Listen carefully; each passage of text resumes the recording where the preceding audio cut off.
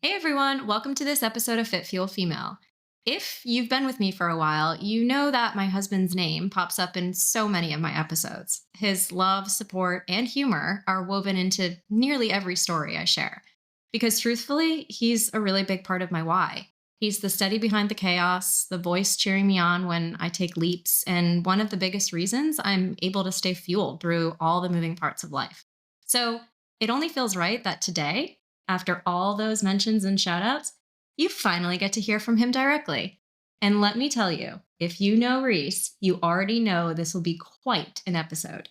Now, before you roll your eyes thinking this is going to be one of those sappy love story episodes, it's not.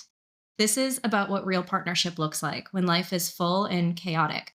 When one of us is traveling for work, when the kids have a million activities, when the task list feels never ending, and how we still choose each other in the middle of it all. Reese has supported every crazy dream and career move I've made, including this podcast. And in turn, I've learned that prioritizing us, even when it's not convenient, matters.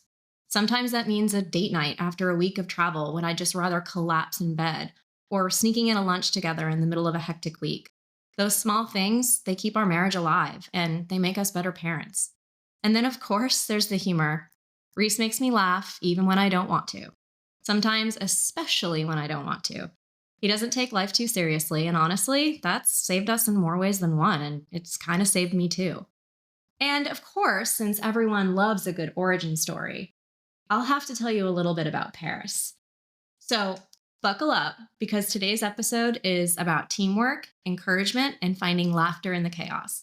And you're going to get to hear from Reese himself. So, with that, Reese, welcome to Fit Fuel Female. You've kind of been begging me for this moment. So, I have. say hi to everyone. Hey, everyone. Thanks for finally having me on. And I bet you needed to get a little more guests on a show before you had me on because this is just going to be a precipitous drop in your ratings from here on out. So at least you have like a good fan base now and I can't ruin it. So I'm feeling pretty good. Okay. Yeah. I mean, you still technically could ruin it, but we're just going to go with it. Okay, cool. I mean, I feel like we have to start with our love story, right? Sure. Just get that out of the way. Okay. Okay. So, what's your version of it? My version of it? Well, I mean, if you think about where you are in your late 20s and trying to find love, and you find someone who is kind of what you're looking for, you kind of have to go all out, right? Kind of what you're looking for? Well, what you're looking for, yeah. Uh-huh. Okay. All right. If we're gonna get into the nuances here, it's who you're looking for. You go, I love this girl, and you say, hey, I got to make a big grand gesture. And I mean, I don't know if we should tell the whole story here, but there was a lot going on at work, and you said, hey, there's this girl which I keep talking about, keep thinking about, and we have a great time together on these work trips, and maybe there's something there. And I get a text in the middle of the morning once you're overseas on a work trip saying, hey, why aren't you here? And I think the rest is history. I got a plane ticket. I looked at my bank account and there was like nothing in it. And I said, all right, if I do this, I'll be flat broke, but I think it's going to be worth it. Yeah, so let's dig in a little bit because Paris is such an important part of our story, but also an interesting one and probably not entirely where everyone thinks it would go. So, yes, you tell the story well. We met at work and all the things in between. And I was at the time married, and Reese and I were absolutely just friends. And I was going to Paris for a work trip. And I think we had joked like a couple weeks before, you should come and be fun. But it was sort of like just put out there, but not really taken too seriously. Mm-hmm. And it was the end of my class. I was out partying with everyone, celebrating the class. And I called you with a couple of drinks in me. Yeah. And basically just said, you should just come. And I did. And you did. Yeah. And I remember seeing a picture of your passport when I woke up and then silence, no response. And I just remember being like, oh my God. Yeah. He's not coming. Yeah. And then several hours later, I see a text that says #I'm here. Yeah. And then I got off the airplane and tried to get onto a train. And then I put my ATM card into a machine and then it just ate it. So then I had no money. Yeah. You showed up with your flannel pajamas and your suitcase and your Yeah. Ray-Bans, Hot, and hot you're like, mess of a guy coming in hey. there. Yeah. Just some flannels on, and then you're saying, "Hey, are you planning on sleeping over?" And y'all, like, as amazing as that story is, and honestly, that weekend was platonic. Like, Hmm. nothing truly happened aside from the fact that I think you tried to hold my hand crossing the street once, but I probably did try to do that. Yeah. so much so that you flew all the way to Paris, and one night I actually encouraged you to go home with another girl. Yeah. And I quickly shooed that away. I was like, this is not the right choice for this evening, and said, I got to stick this out. Yeah. But really, nothing happened. We just had an amazing time. Hmm. And I remember just feeling like, wow, I can laugh and I can smile. And I really can't tell everyone how long it had been that I had actually done that. And I remember when I got home, I just started making the decision that I don't think the life I'm in right now is the right life for me. And Reese was a big catalyst to that, but not so much so that we were romantically involved, even though a lot of people thought that we were. And yeah, I mean, we continue to travel together for work, and Nashville has a very special story in our heart Hmm. as well. And one day I think I kissed you, Yeah. and that's when the rest was history. At that point, we just decided to figure this thing out, and I had made my decision to leave my marriage. And um, yeah, I mean, And then the bin life started after that. the bin life. You want to tell Yeah. everyone about the bin life? Well, I mean, you have an apartment in the city, and all of a sudden the girl's kind of getting displaced here, so you have to kind of figure life out, and then a bunch of bins arrive at your small little apartment, and you say, well, I guess we're going to have to figure out where these go. And while it's going to be potentially temporary and you're trying to find your own place at the time, I was like, I don't think that's probably going to happen. So the bins found a home, right? In Yeah. my mom dresser from IKEA. Yeah, it was really chaos at that time. I was living in between homes, and I remember specifically the moment that I just started putting clothes in your drawer because I was done with the bins, and you looked at me and you were like, what are you doing?" And I said, "I'm putting my stuff in your drawer. Do you have an issue with that?" Yeah. But hey, on my defense, I did buy you like oatmeal and stuff because I knew you liked it. So there was stuff there that was supposed to be welcoming. Yeah. Yeah, I appreciate that. Well, I basically took over your space, and I've been taking over that space and more ever since. Drawers turned to closets, houses, and now this podcast episode. I So, know. from Paris to Hoboken bins and me claiming up all of your space, to building our foundation in New York City, and now to Texas, where the real chaos began. 2 kids, 2 dogs, and 2 careers that really have kept us moving. We've covered a lot of ground. And when I look back, everything with us happened so fast: dating, getting engaged, getting married, kids. I think it was like all in 1 year increments. And then I guess we Wait, should, let's just pause there real quick. I think a lot of people go, why did you move so fast yeah. with all that stuff? And in the back of my mind, it's like, I just was like, well, I'm ready. And like, I felt like you were ready. And like, why do you have to press pause on any of the stuff that you're wanting to do in your life? You know, it's like, I would rather just do the things that I want to do. We've had this great life in the city before that. And then when we wanted to go raise a family in Texas and build a home together, it's like, you can just go do those things as fast as you like, right? Yeah. And plus, we're not getting any younger, so it was like we got to do something. Yeah. I mean, I feel like people have these made up timelines, right? And we just, even your parents sometimes will be like, wow, you guys have moved so fast. But we were both at that point in our life where, at least for me, there was so much uncertainty prior to you, and so much confusion and who I was and what my life was like. And I had this sort of whole other life. And then for me, when I found honestly what good looked like, I was like, I'm here for this. I have gone through so much to get here, and let's just go do this. I know. It wasn't even a question. It was just, it felt right. It did feel right. So sweet. But I want to talk about one thing, because there was this really interesting moment, a lot of interesting moments, but with everything happening so fast, I remember we were struggling with our second child, Lily, but at the time I was struggling to get pregnant, Oh yeah. and I made some serious life changes at that point to try to get pregnant. But one thing that I did was get a second dog. Yeah. Did you love that? I do. Yeah. Yeah. And I mean, she sits out of our office right here as Hmm. we're talking. And she was gonna be your next baby. And she Hmm. still is.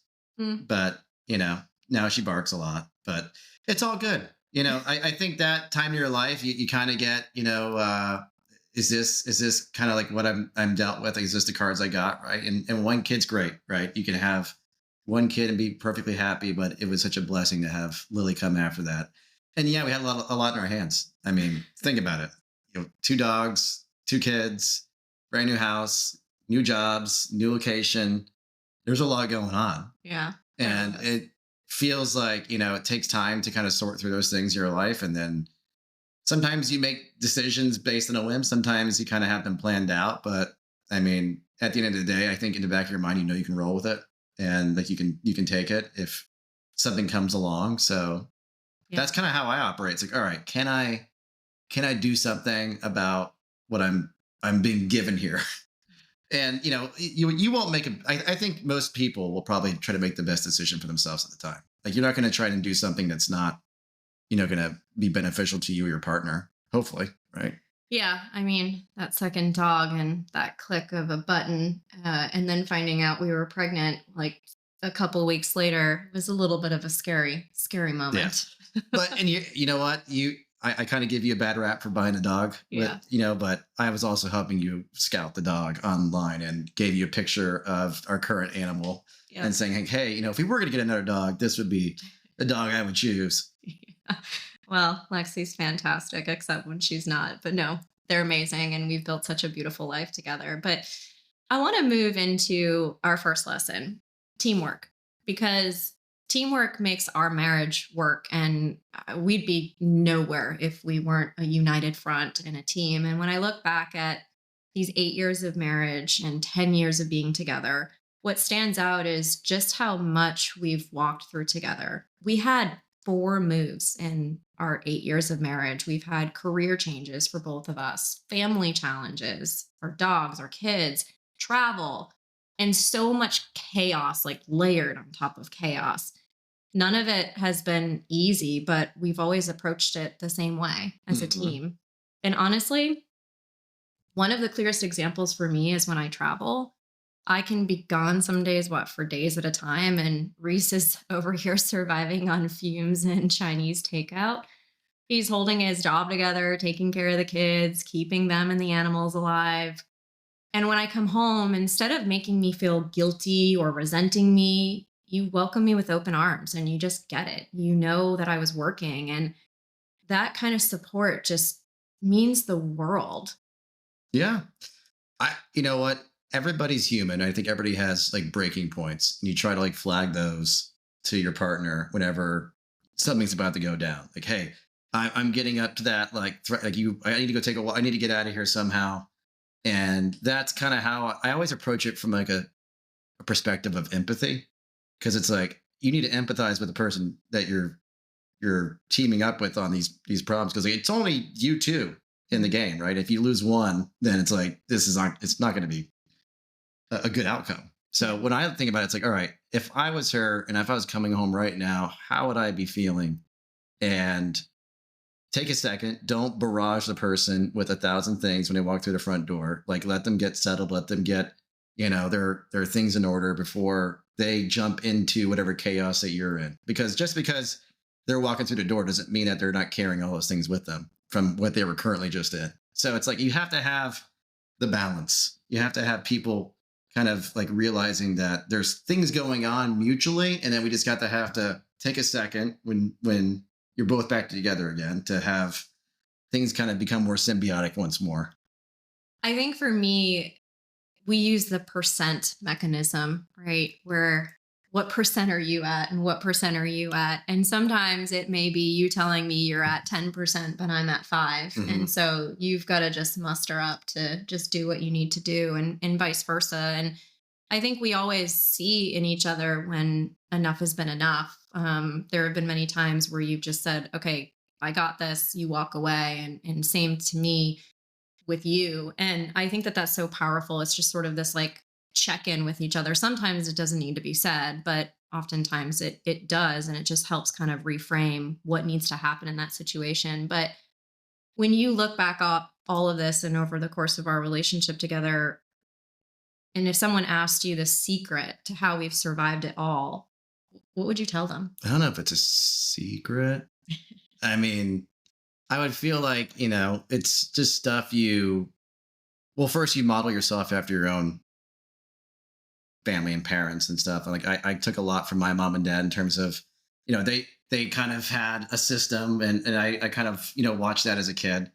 And then, you kind of take that learning into the relationship. And, I always felt like, you want to continue to be friends and not feel like it's like just this chaos that you're trying to move through, and it's become like, oh, we're mechanical. And like you have to realize it's human beings at the same time, and it's like you have to work together. I mean, I don't see any other way around it. But I don't know if there's a secret. I think it's just kind of like you learn things as you're going. And I'll be the first to admit I'm not perfect and that I have a lot of faults. And then you kind of go, all right, are those faults because I'm just being lazy, or is it because, can I not work on these things and help, everybody else out in my family by doing better about them? Like if I'm quick to get anger, right? Or quick to get frustrated, like which I am, right? So there's definitely things that I've done to help mitigate or monitor those before they even come up, so that like I present the best me as part of our relationship. Because like those little inclinations that we all have, can hurt us, right? So it's like learning how to not be that way, right? I used to play video games and throw an Xbox controller across the room. Now I don't do that at all anymore. Thank Well, God. you still play video games. Oh, I still play video games. Yeah. I mean, they're awesome. what were But you stuck in last night again? a spaceport Yeah. in Star Wars. Yeah. Yeah. Yeah. I married a video gamer. You did. I did. I did. But yeah, I think look, teamwork is what makes our marriage work, like I said, but it's not the only thing, because the other piece that has carried us through all of it is humor. And I think it's so interesting because when I look across all relationships, but even just different phases of my life, I never realized how important humor and keeping things light were. I even used to get all the time from people, stop being so serious, just lighten up a little bit. And I remember my mom always used to say, Kristen, you got to find the humor in every situation, because no matter how bad it is, there's always something to laugh about. And you do such a great job with that. And so you mentioned friendship, but when I think about the two things as we lead into lesson number 2 is you've got to have that friendship, but the humor I find is really the glue. So Mm, if lesson number 1 is that teamwork keeps us standing, then lesson number 2 is we're best friends. The friendship is the secret sauce. We pick each other, we root for each other, and we really actually like being around each other, even when life is messy. And the way that friendship shows up every day, for at least for me, and I think for us, is humor. I mean, you keep things light. You're always joking. Sometimes when I don't find it funny, you do pranks in my office. And that little levity pulls us back together when things can feel really heavy at times. that's right. Well, I mean, you got to go through life going, okay, if you're upset about something, I'm probably trying to use humor to defuse the situation, to try to go, all right, let's see if I can make you laugh and pull you out of whatever moment you're in right now, which I'm unsuccessful probably 75%. But that 25% of the time that works, it's good. And then, I mean, humor for me has always been like a defense mechanism too. So I just continue to develop it and Yeah. get hopefully a little bit better. I don't know if I'm making anybody laugh on this podcast, but like I'm sure a psychiatrist out there is like, oh yeah, slam dunk. This guy's got defensive mechanisms issues. But anyway, yeah. So yeah, I agree. I mean, it's like one of those things that you need to have, and if you're not laughing together, then it's just gonna be all serious. And then what's that? Well, why don't you give an example of where you think your humor saved the day, Reese? I don't know if my humor ever saved the day. in any situation. I can't. I saw this on the prep list. I just didn't know what, unless you had an example like of a time where you think that it helped. I I made it probably worse.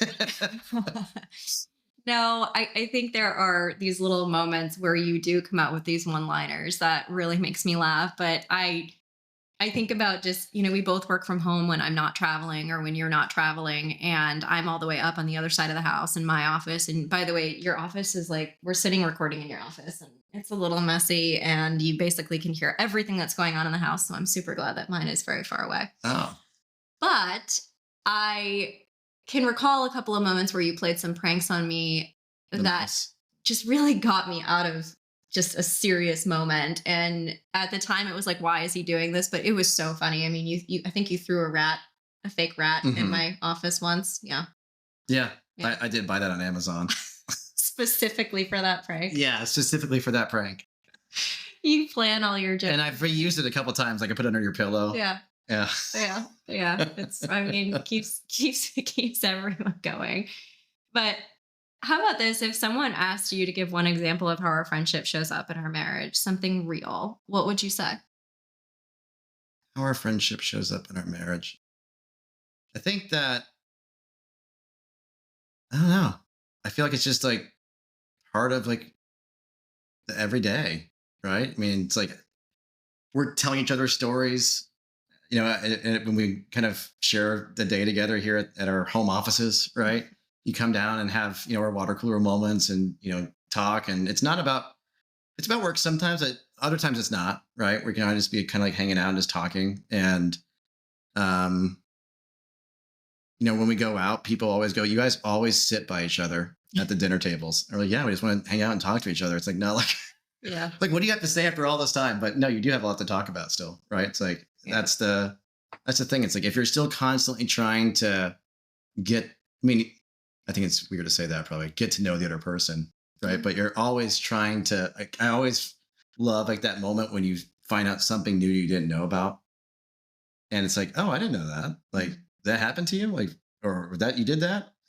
It's like you thought you'd know everything at a certain point, but you still kind of learn new things all the time. So for me, it's like it's just kind of continuing to, you know, I guess get to know each other Yeah. after all this time. It's like you're still trying to find new things to do together and still discovering things about each other, which is why I think it's kind of like the fun part of, you know, being married and being friends. I agree.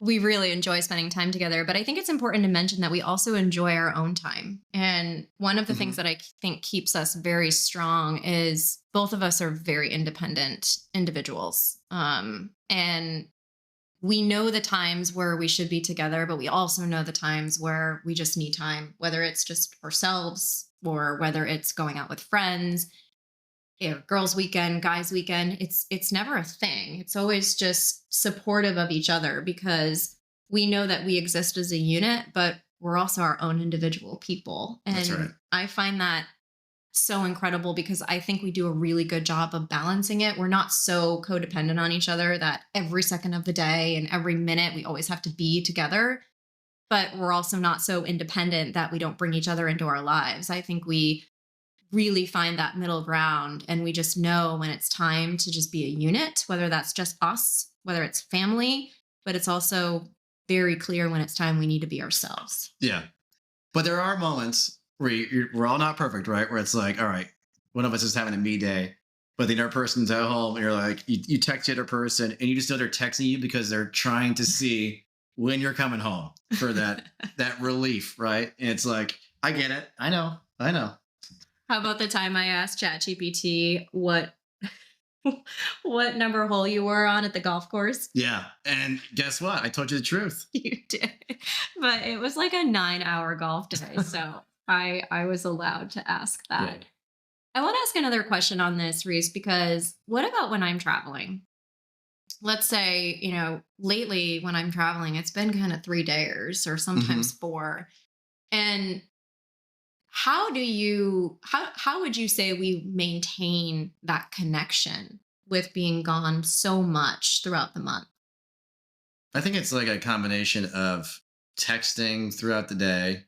I mean, even if it's kind of like, hey, what are you doing? Like, hey, how's it going over there? And not just letting it be completely silent until the evening, right? Where you maybe have a time for a phone call. So we're still texting a lot. And like I'm still texting you pictures or things that are going on, or whatever, or vice versa, right? Um, Giving that like little FaceTime call in the morning if we can, if it depends on what coast you're on or where I'm at. Usually it's in Houston. And then after that, it's kind of like, try not to make it so mechanical in those messages either, where it's like, Mhm. oh, I need help. I'm just the kids are, which we do. We text that sometimes, right? It's like, oh my God, like I I don't know how this is happening. I don't know what is happening right now. There's like toilet paper all over the house. What's going on? But those are the things that just will come up always because you just have to vent. But at the same time, you got to know the other person needs to vent, but they're going to still tell you about what's going on. You can kind of learn them, what's still happening in their life, even if they're not there. And I try to keep that up. I don't like to have like a huge lag time where we're not talking. And I know those days happen where it's like you won't talk until maybe the last 10 minutes before you go to sleep, which it just happens sometimes. But yeah, I think we do a good job at it and trying to still stay in touch as that happens. And while you're gone, I'm still cooking. Like I've done pretty good. Like if I don't have HelloFresh, I default to spaghetti. Your master spaghetti meal. Yeah. Yeah. And the kids love it. So I mean, it's my go-to, and you have to have that in your repertoire of meals. But I've done pretty good at some of the other stuff, though. I mean, I am reading from instructions, so that Yeah. does help. Yeah, you have done pretty good. No, I agree. I think for me, it's always a priority to call. And it's not because it's a chore, it's because I genuinely want to obviously check in on the kids and not have them go a day without seeing my face on FaceTime or at the very least hearing my voice. But it's also just a moment with you because it's just like anything. It doesn't matter if I'm on the road or if I'm home. I want to decompress my day with you. I Hmm. want to tell you how it was. And I want to still kind of keep that connection just like I do with fitness, right? Just like I do with anything. It's keeping up with who you are as a person, no matter where you are. Right. And do a little find my scoping out. Yeah. Where are you right now? Yeah. Oh, having a nice dinner, huh? Yeah. You see me at a really nice dinner while you're sitting there schlopping Yeah, Chinese food. yeah. I hope you're enjoying your 5-star Michelin meal there. Well, that's the difference. I think friendship is the secret sauce. It's not just about romance or parenting or checking the boxes together. It's about choosing to like each other, to laugh, to share the little things. And that's what really has made our love last. So, this is normally the part of the show where I give a power move, one small, tangible thing that the audience can do this week. But since I've got Reese here, I'm handing it over to you. So, what would be a power move that you want everyone to take away with them that's actionable? A power move. I think it's just thinking about, if you're thinking about your partner in your marriage, it's just the empathy of what that person's also going through. Like, don't think about them as just a crutch as part of your family. It's also knowing that they're your partner on this, and you have to think about them as having all the same emotions as you and running through all the same things as you are, and they may be facing different stuff at different times. So just knowing that you can't dig your heels in on stuff, don't die on the hill on certain things, just try to relate and be there for them. Yeah, I think that's so important. And Reese, what would you say has been one of the hardest parts in our marriage where you've really had to dig deep to find that empathy? Probably the mornings, right, where you feel like sometimes you're getting kids ready alone, right, where you're off doing the workout maybe, and you're like, man, I get it with this dual work life. We have to have, things together, but, sometimes it's just chaos in the morning. It's like, I have to get ready for my work myself. And, there's things flying around, and then you have to go, all right, well, we both agreed that this was something that we were going to do together. And, we were all trying to make it work. And this is just a small part of my day. Don't let it get to me. Yeah, agreed. Well, there's our dog, everyone. So, all right. Well, before we wrap, one last segment. What's been fueling me? I always like to leave the audience with something that has been fueling me throughout the week. But today it's all about you because you're in the hot seat. So, what's been fueling you lately? A lot of golf. Mm. Although I did have like this crazy guy try to attack me on the golf course just recently. I did have a bad errant ball hit a roof, and then he proceeded to run outside and scare me to death by jumping on my golf cart. But I mean, that helped make me fit because I was like trying to run away. Um, let's see, fueling. Yeah, I try to eat healthy. I think my lunches, it's been pointed out to me. This is life. We're not going to edit this out. Oh, we're not? No. Okay. So I think that, my lunches could be better. But I do a lot of sandwiches. So a lot of sandwiches are fueling me. A lot of like, chicken and beef. Wait, Some cornbread. you think your lunches are healthy? I don't think that they're healthy. I don't think that they're bad. You know, I had a personal trainer tell me once that he's like, go ahead and eat that sandwich.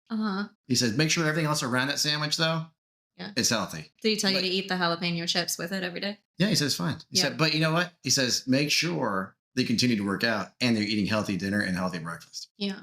But that sandwich is cool. Yeah. Yeah. I mean, look here. I'm not sitting over here like having like dialysis. It's like. Yes, I know you've been doing great, and working out has actually been a very core part to our relationship. Yeah. Like the time that I made you run a half marathon and you basically withered away to nothing. Oh my God. Yeah. And then during that, were you also trying to make me do like a juice cleanse? Yeah. And I was like, oh my God, I feel like I'm like, 145 pounds or something. Like, are you going to want to still be with me after I die? So no, that was I had a hot dog like in the middle of New York City. I was like, I can't do it anymore. Remember that? You did. You stole a hot dog, and the beautiful part is you did tell me afterwards. Yeah, I was like, I can't do it anymore. I was like, you're gonna feel so much better after it's all done. I was like, it doesn't feel good and it won't feel good. So I'm gonna go ahead and eat this hot dog and give my body what it needs. We should just let everyone know that I beat you in the half marathon, though, right? You did. Yeah. Yeah. Okay, I made it across. Though. Yeah. Yeah. Well, Reese, thank you for finally joining me on the podcast. I know this was the moment that you have all been waiting for, and you have been waiting for. So I know I've been watching all the other guests funnel in and out, and like people who have TED Talks, people who are like huge influencers. And I was like, all right, I mean, you're bound to have me on because like I'm well known in the community, aren't I? I mean, yeah. I don't know what community, but there's definitely some fans out. I know there's got to be Reese fans. Yeah. And maybe this is my moment to like figure out who they are. Yeah. Yeah. Well, I think you are now part of the Fit Field female community. Well, good. I don't know if my F's would stand for that whenever if I did a podcast, but. Gosh. All right, everyone. Well, that's a wrap on today's episode. Teamwork, friendship, and maybe a little humor along the way. Reese, I love you, and thank you again for being on. Thanks for listening, everyone. Stay fit, stay fueled, and I can't wait to see you next time. Love you too. Bye, everyone.